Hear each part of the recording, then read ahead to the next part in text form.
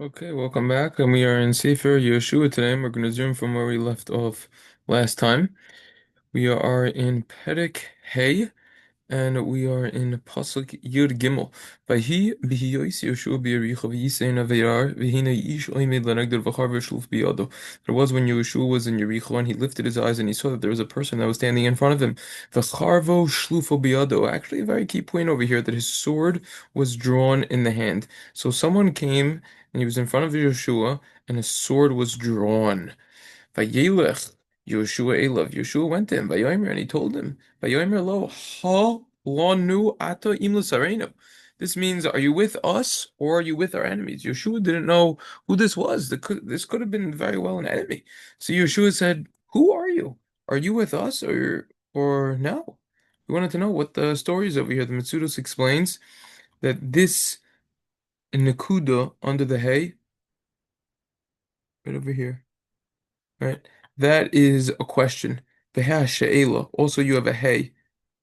The letter hey, that means that it's a question format. So he's saying, like, are you going to help us with our enemies or are you going to assist our enemies? So this being or this thing responded, Vayomer, he said, Lo, no, that's not so. Rather, Ki ani sar seva Hashem, ata basi. I am an officer of Hashem and I have come right now. Vayipu Yehoshua upanav, Yehoshua, he fell on his face. Arza to the land, Vayishtachavu. And he bowed down. Vayomer, and he said, Vayomer lo, ma adoni medaber el lavdo. And he said, what does my master speak with his servant? Meaning Yeshua was asking, what would you like from me? He's an angel. He's saying, what do you like? So in the next pasuk says, in this pasuk we're going to be focusing on a lot next time, tremendous amount.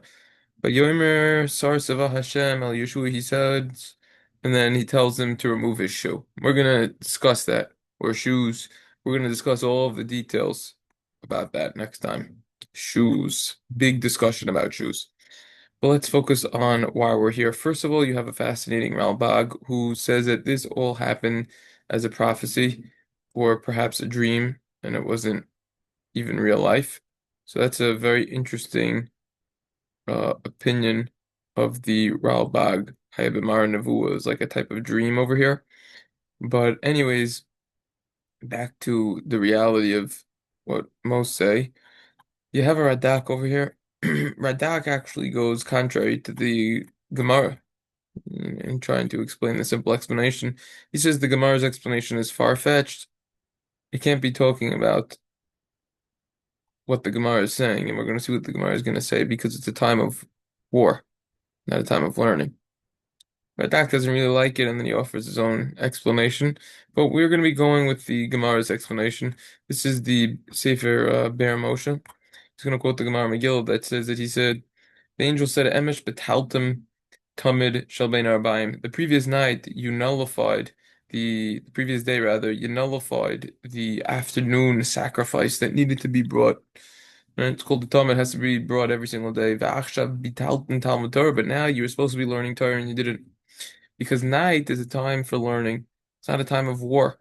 There were more of them, but night, there was no fighting back then. Remember, they didn't have electricity. So once you couldn't see, that's it. You put the war on pause until the next day.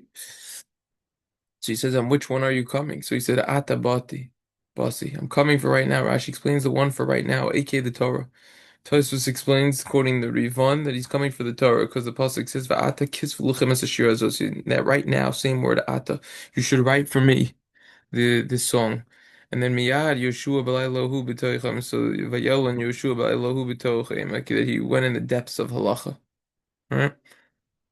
There's a lot of questions over there. That why is this like hinted to? Why didn't the Malach just say directly, straight out? You didn't learn Torah. Also, why is he mentioning the Korban from yesterday if he's just coming to rebuke them that they didn't learn Torah? What's the symbolism of the sword? I mean, there's a lot of questions over here. The idea over here is that the angel was telling him a major foundation regarding the obligation of learning Torah. At that time, the Jews were in war, and a war that was actually a mitzvah. They were going to conquer the land. This is what Hashem told them to do. Right? So therefore, they could have seemingly had a very good excuse saying, now is not the time to be learning. Now is the time to be fighting, and they need to rest. Right? Like the Radak is bothered by himself. So he said, no, atabati. Specifically now you're obligated to learn Torah, which means now that it's night, it's not time for war. Now you got to learn at night. So you see from here that if a person has just a little bit of time, a person shouldn't exempt himself by saying, oh, war. My brain isn't focused. My heart isn't focused to learn Torah. Right? No, right now. No matter what situation a person's in, he's always obligated to learn. Right? It's always the time over here. Hagisa bo yom v'layla, we discussed earlier. Parak Aleph Pasuk Ches. Actually, we had 10 different, split up into 10 different parts over there, that Pasuk. The obligation is to learn Torah day and night, which means whether everything is Yom, it's day, it's clear, it's very easy, or whether it's night, it's dark. Person's obligated to learn Torah. And that's why Yehoshua immediately started learning right after. But he didn't just learn, he learned in depth. And that's the idea over here, to tell us in all generations, no. Person is not free not to learn. Person shouldn't say, I'll tomer k'shef eshne Shem eloti upon. A person should say, when I have time, I'll learn, because he might not have time. Right?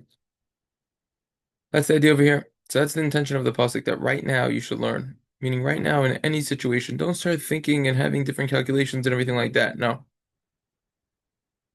So if this is true in the time of war and a time of distress, this certainly applies to us when we're sitting in a state of ease and wealth, that we shouldn't not learn Torah and serve Hashem properly. That's what we see from this. David HaMelech says, "Avarches Hashem b'kol eis tamid tilos b'fiv in Tehillim Lamed Daled." I'm going to bless Hashem always. His praise is going to be in my mouth. Zohar explains it's referring to even though the devil was in a state of Saira, in a state of distress, of pain, right? He was getting chased after by Shaul. Still, he tried to praise Hashem whenever he was able to.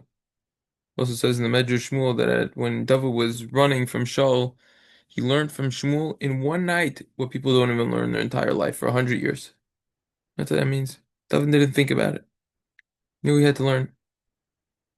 Sefer Lakuti Shoshana explains, says he heard from his brother, Rabbi Eli Melech, Al Yavo B'Kol Yisrael Kodesh, don't always come to the holy places.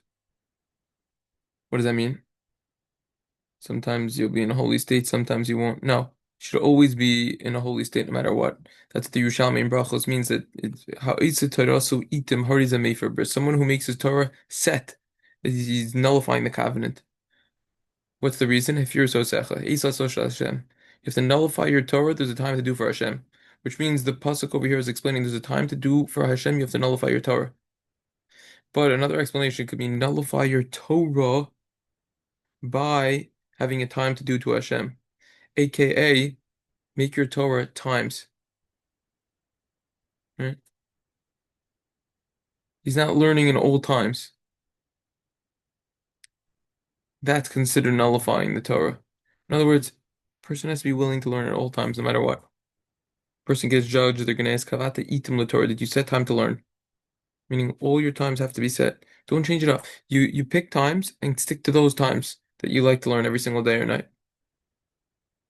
So the Malach says, Atabati, I'm coming right now. Even during war, you can't be Mavatal Torah and not learn Torah.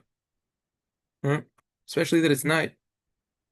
And it's only in the merit of the Torah. That's how you're going to be victorious over your enemies. What does the sword symbolize over here? Showed on the sword to show that even someone, if he's in a life and death scenario, he's still got to learn. Even when a person, when he's feeling weak on his deathbed, he's got to learn. Gemara in Shabbos Pei Gimel says, "Lo olam al yimna adam es hatzma beis hamedrash u'medivrei Torah afilu Shabbos misa." Person should always learn, never refrain from learning, even when he's about to die. That's what it says over there. You see how important it is, how serious it is to learn Torah. Okay, so it's the angel of Michael over here. A deeper idea also in them, that connection between the korban, the Talmud, and the learning is you're able to learn and then fix the fact that you didn't bring the korban, maybe because whoever learns about korban, it's as if you brought it. That's basically the idea of what it says over there. So we see that Yeshua after didn't just learn b'derech shitchi in a quick type of way, right? in a shallow manner, superficial. It was in depth. That's the idea.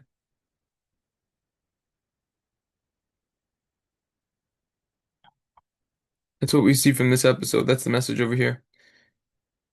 Also, Torah Shebaal Peh. That's what it means.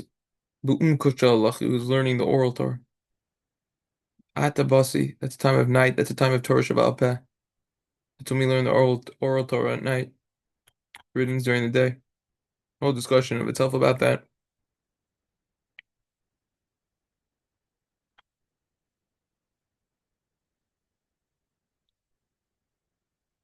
The six orders of Mishnayos, Sishisid Mishnah, is an acronym. Zman Nakat, which stands for Zorim Moed, Noshim Nezikin, Kodshim, and Taharos.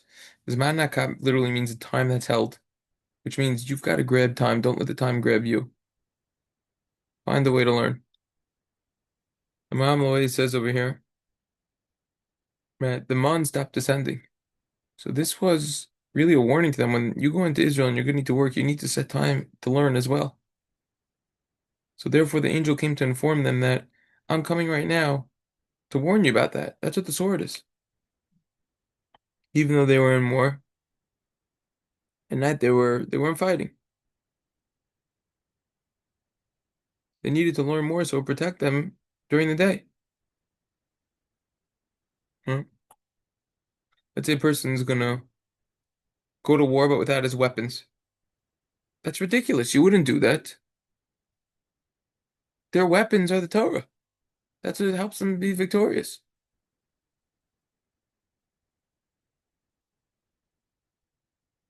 So Yeshua wanted to know which sin is worse, not bringing a korban or not learning Torah.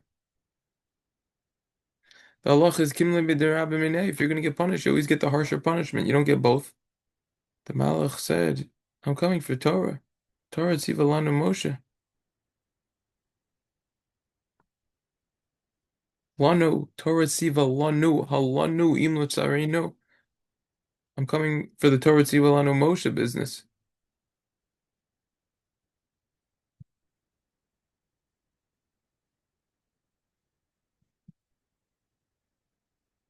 The word ata bati stands for al Talmud HaTorah basi. I am coming for the Torah reason. Okay, the Torah is hinted to by a double-edged sword. And we're going to learn, so if we're holding the sword and we're going to destroy any of our enemies, we'll be good.